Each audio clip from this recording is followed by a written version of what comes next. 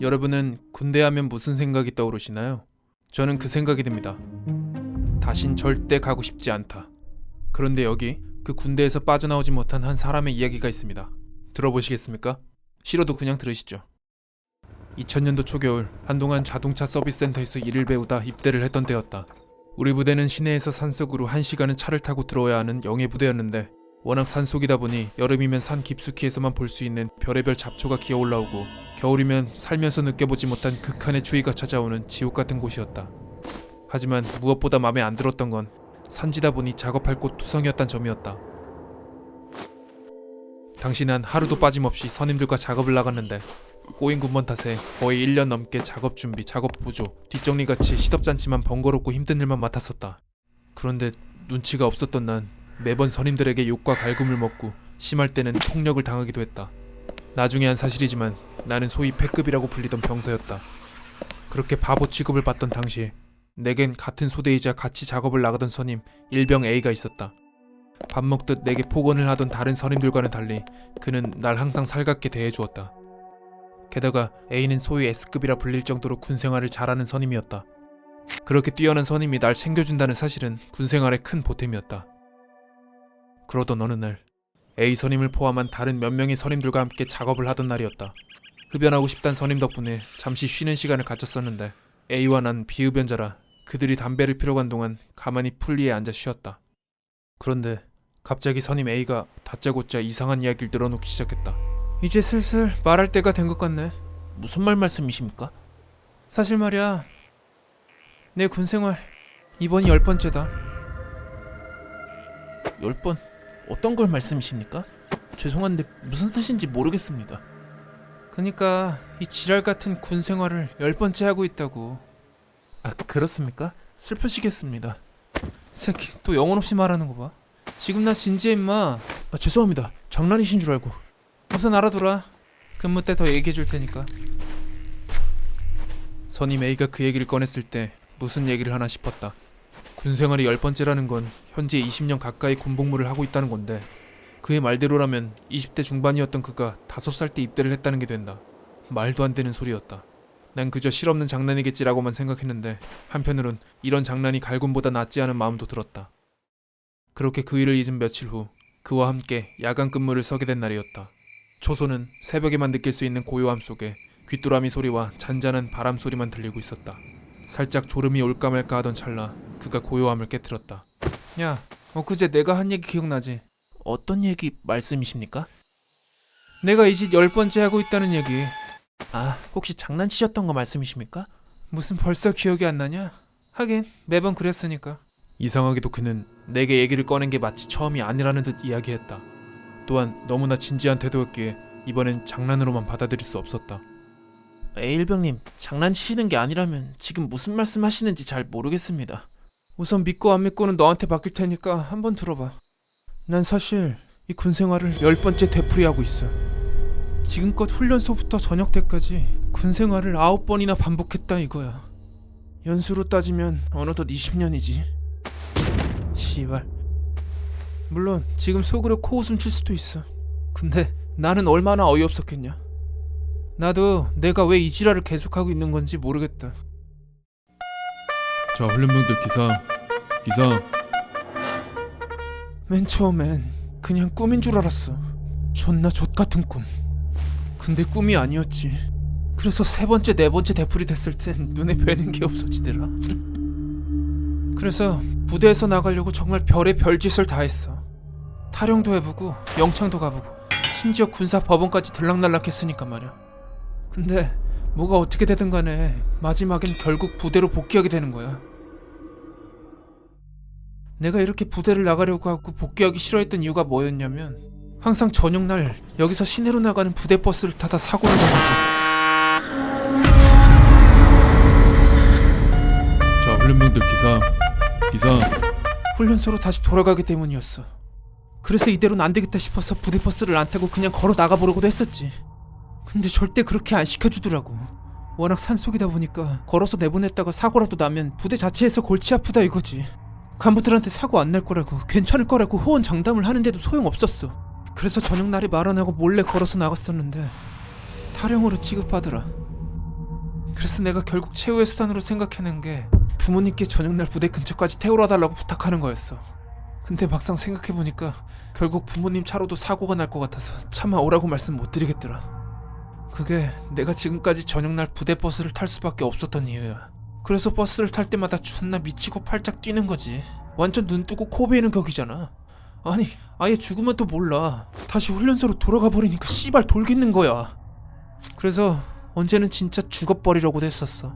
근데 아무리 그래도 내 손으로 죽지는 못하겠더라고. 나도 참 용기가 없지. 병신 같은 새끼. 그래서 이젠 그냥 주어진 삶대로 살려고. 되풀이 되는 데는 뭔가 이유가 있지 않겠냐? 난 그의 말이 믿기지 않았다. 아니 들으면서도 이런 쓸데없는 얘기를 왜 계속하나 싶었다. 아 그렇습니까? 근데 너 그거 알아? 내가 처음 군생활 할 땐 얼마나 널 갈궜는지. 오죽하면 네가 나 때문에 오줌까지 지려가면서 온 적도 있었다니까. 근데 이게 계속 되풀이되니까 스스로 반성이 되더라. 혹시 천벌이라도 받는 건가 하고. 그래서 내가 너는 물론이고 부대 사람들을 항상 잘 챙겨주고 도와주는 선임이 된 거야. 참고로 나도 아직 네가 내 얘기 못 믿는 거 알고 있으니까 잘 들어.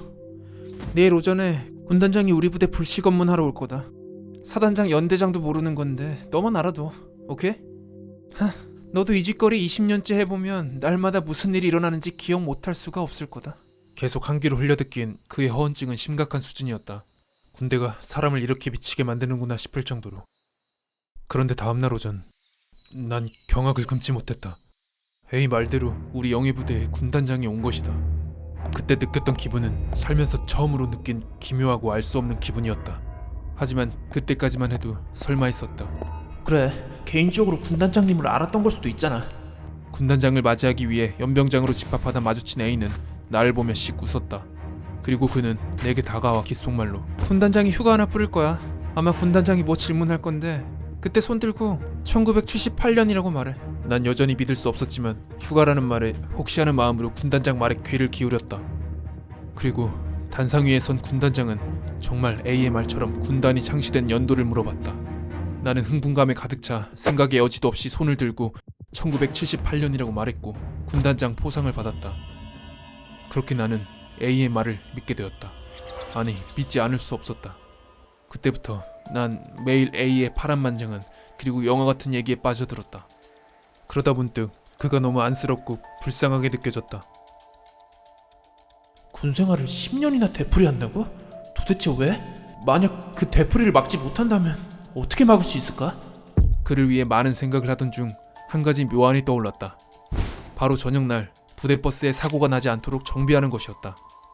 그렇게 되면 그가 놓여진 메비우스의 군생활을 막을 수 있었다. 이렇게 하는 방법은 어떻습니까? 이 새끼 또 똑같이 말하네. 무슨 말씀이십니까? 내가 10번째라고 했냐 안 했냐? 너한테 그 말 지금 6번째 들었어. 내가 너한테 처음 되풀이를 말한 게 5번째부터였으니까 이번이 6번째 맞을 거다.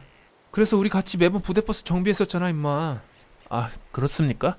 나도 처음에 너가 밖에서 차정비 좀 하다 왔다고 해서 이번엔 탈출할 수 있겠구나 싶었는데 결국 안 됐었어. 어떻게 6번째가 돼도 변함이 없냐 변함이. 그럼 다음으로 제가 무슨 말 할지 아시겠습니다. 그건 몰라. 주된 얘기는 똑같아도 상황이 살짝 바뀌거든. 이야기는 6번째 들었지만 장소는 매번 달라. 그래서 새로운 삶이다 생각하면서 긍정적으로 살고 있다. 어쨌든 복무기간에만 갇혀있지. 사실 전화로 부모님이랑 매일 통화할 수 있고 휴가 나가면 부모님은 물론 친구들이랑도 만날 수 있으니까. 대신 아쉬운 건 차라리 군대가 아니라 그냥 사회생활 2년이 계속 되풀이됐으면 어땠을까 싶다. 그럼 자유라도 있잖아.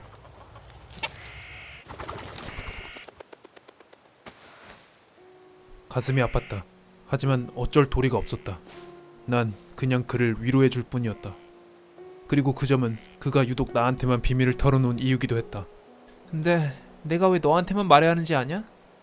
아무도 안 믿어줬어. 밖에 사람들은 부대에 뭔 일이 있는지 모르니까 내가 되풀이를 입증할 수 있는 상황을 말해줘도 믿는 사람이 한 명 없고 부대 안에선 말해도 믿는 새끼들은 있었지만 사실 너처럼 심적으로 위안이 되는 애는 없었걸랑. 그렇게 시간이 흘러 A의 저녁은 다가왔고 결국 그의 저녁날이 됐다. 하지만 저녁날까지 그의 되풀이를 미리 막도록 도울 방법은 마땅히 없었다. 걱정하지 마 임마. 물론 나도 되풀이가 이번을 마지막으로 끝나면 좋겠지만 설사 11번째 군 생활이 시작된다 하더라도 부대엔 날 위로해주는 네가 있을 테니까 버틸만 할 거야. 그의 기묘한 인사를 듣고 나는 그에게 진심이 담긴 마지막 부탁을 했다. A에겐 벌써 7번째나 하는 부대버스 정비였겠지만 나는 처음이니 분명 예전과 다를 거라고. 정말 이번 되풀이를 마지막으로 끝내줄 테니 제발 같이 버스를 확인해보자고 말했다. 변함없는 새끼. 역시 살면서 너처럼 참 인정 많은 놈은 처음이다. 그는 내 간곡한 부탁에 감동한 듯 보였다.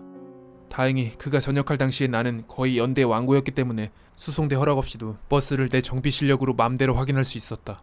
그는 어차피 차에 대해 잘 몰랐기 때문에 내가 밖에서 배웠던 실력에만 의지할 수밖에 없었다. 그런데 버스를 확인해본 결과 차에는 아무 문제가 없었다. 오히려 도대체 왜 부대 버스를 타다 사고가 나게 되는 건지 알 수가 없을 정도로 차는 멀쩡했다. 정말로 다행이었다. 그래서 엔진을 일부러 고장 내뜨렸다. 그가 7번째 군복무를 되풀이할 수 있도록 말이다. 그가 내게 했던 말이 기억난다. 근데 너 그거 알아? 내가 처음 군 생활할 땐 얼마나 널 갈궜는지. 오죽하면 네가 나 때문에 오줌까지 지려가면서 온 적도 있었다니까. 그도 결국 다른 선임들과 마찬가지로 날 괴롭혔던 악마 새끼였다. 어차피 전역하면 날 괴롭힌 선임 새끼들마다 찢어 발기려고 생각했었는데 일이 하나 줄었으니 이왕 이렇게 된 거 잘된 일이라고 생각했다. 게다가 이런 악랄한 놈에게 죽음과 동시에 군생활 되풀이라는 최고의 징벌이 내려질 거라고 생각하니 온몸에 희열이 느껴졌다. 지금 생각해보면 여태껏 그에게 되풀이를 안겨준 버스 사고는 모두 내 작품이었을 것이다. 아마 그의 괴롭힘에 못 이긴 탓이었겠지. 아니면 지금처럼 그의 악랄함을 깨달았거나. 어찌됐든 이것도 운명이라면 운명이다. 그가 무슨 발악을 하든 결국 그와 제일 가까이 있는 내가 되풀이를 선물하고 있는 셈이니까. 저는 절대 받고 싶지 않은 선물이군요. 그럼 저는 되풀이가 아닌 코풀이로 인사드리겠습니다. 오늘의 기묘함 속으로 마칩니다.